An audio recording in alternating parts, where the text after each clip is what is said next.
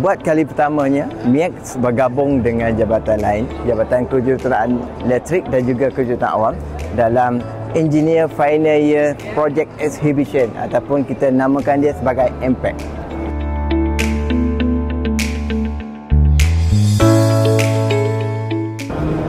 Okey, pada masa ini bersama saya Puan Lizawati binti Jaafar sebagai pengarah program MIEX pada semester ini.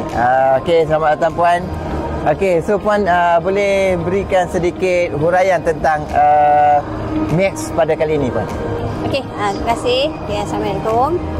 So untuk sesi kali ini, MIEX adalah merupakan program untuk pertandingan inovasi daripada Jabatan Kejuruteraan Mekanikal.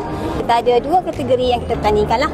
Okey, yang pertama daripada Engineering Innovation dan juga kita ada Research Fundamental. So jadi untuk peserta kita ada 8 kumpulan daripada kategori untuk Engineering Innovation dan kita ada 6 peserta daripada Research Fundamental. So untuk kali ini macam mana harapan Puan untuk kita punya projek kali ini?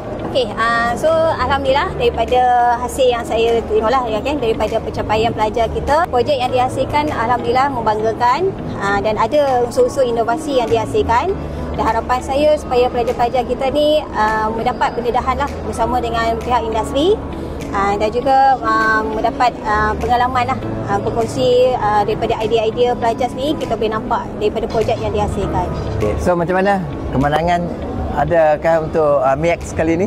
InsyaAllah dan harapan kita ada boleh kejayaan lah, dan dalam sesi ini juga kita ada nanti untuk pitching kan, pemilihan untuk projek yang terbaik dan harap mekanikal akan mendapat tempat lah. InsyaAllah. Okey, terima kasih Puan. Okey, jumpa lagi. Terima kasih.